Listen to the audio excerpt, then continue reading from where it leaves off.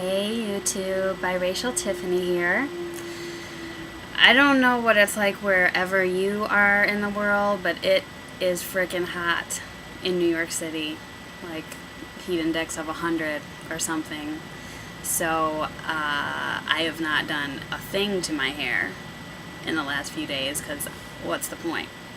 And I try to stay inside as much as possible. So I haven't had a mulatto diary since the little love tag game that I participated in, and I had been feeling really bad that I forgot Moominu. And you were on my list that I had written down, and somehow I just didn't see it when I was making the video, so I tag you too, because you're cool, and you seem like a really nice person. And Wise Nubian is a new friend that I didn't even know a couple days ago when I made that, but good to know you now. So that's enough of that.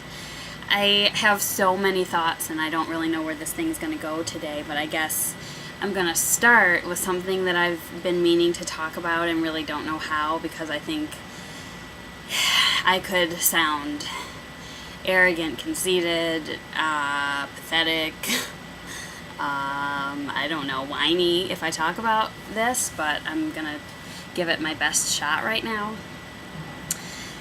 I've gotten so many really, really lovely comments and really confidence boosting for me in terms of I love your hair or you're pretty, and I just want to talk about that a little bit. Also comments like people are going to hate you because you're pretty or you're closer to the ideal of beauty that we have in this country. And this is perplexing to me, but I think it's a big part of why I'm doing this and things I'm trying to figure out on my own. So the best way I can, I guess, start to talk about my looks is go back to the beginning. I think I was a really cute kid, and I certainly think that all children are beautiful and wonderful, and I love kids. I think I might have mentioned before that I did commercials and stuff when I was a kid. My parents are actors on different levels kind of now, but and so I think before I went to school, I thought that I was attractive. You know, people were paying for my looks, I guess. And I don't think I thought, you know, that was any big deal. I don't think I thought I was more attractive than anyone else. But I think I was perhaps had some sort of confidence. And I'm talking, you know, I was in first grade when I was 5, so we're talking early. And I think around first or second grade, it became apparent to me that none of the white boys in school were going to admit to thinking I was cute. It just became apparent to me that the rules were different for me. That I couldn't expect to have a crush and have it returned. And I don't even remember many details of the things, the situations, the experiences that taught me this, so I hope that doesn't discredit them any. But they were real and they happened. So I think I maybe thought, I don't know what I thought, but I can say there certainly was a decline in my confidence in my looks.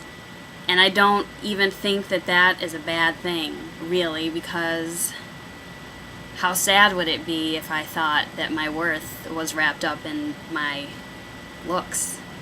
And I think that in thinking that white people are going to see me as black and not like it, and black people are going to see me as light with long hair and maybe have an adverse reaction to that, taught me that I better come up with some other reason, you know, for people to want to interact with me in a positive way. And so I think that's made me a compassionate person. I think that's made me kind. I think that's made me smarter, maybe, than I might have been if I just thought that I was pretty. But by the same token, it is a little bit sad or something to me because I don't think I'm ugly. I don't think I'm much, I just think I'm alright looking. That's it, and some days I look better than others, certainly. But, oh God, I don't really know where I'm going with this. Other than to say that, I think I was a much more attractive child than I am an adult. Probably because there was a point at which I became, an adolescent and in an awkward stage, and so nobody was paying me to do print ads or commercials anymore. And, at that age also, as you get older, you become more interested in dating people. And that was not really an option for me. So, make of that what you will, I guess, for what it's worth. For what it's worth, that's part of my experience. I have here some pictures of when I was a child, like my headshots. Good Lord, I hope I can figure out how to allow people to see this. Also, I think that this will go to show that I have been trained to wear my hair in two sort of somethings on either side of my head, and I still do that a lot. Like this, I probably think I peaked, like this is the cutest I've been right here. And I don't know, I was like 10. So yeah, those are just my thoughts on that. I guess, there's been lots of talk about, I guess, like my experience of sort of being intimidated by black women and just assuming that they're not going to like me because that is something that I was taught or told. And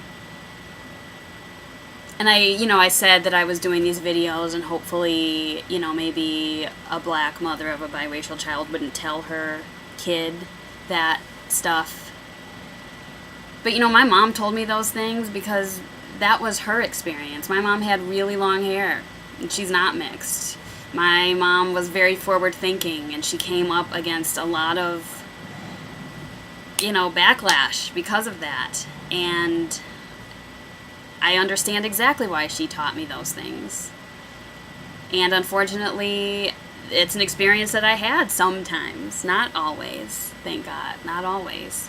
But I also should have included the fact that I perhaps hope that the message will get out and some black women who may at first glance want to treat a biracial person that way, that just because I have long hair and am light, I guess, I don't even consider myself light-skinned really, but that doesn't mean that I'm not going to experience pain, and that doesn't mean that I'm so happy because I have this hair. I'm very grateful for my hair and I'm happy to have it, but that doesn't exclude me from the hardships of life. And please don't, it's certainly no one's responsibility to make me feel that. That's what I take away from, those people that maybe have given me a hard time about it, is that they want to make me feel in a way that they have felt some kind of pain about looks or something, and I just want to say that that's going to happen, that is going to happen to me. Life is going to take it upon itself to teach me those things in much more intimate ways that hurt me more than, your unfounded dislike of me.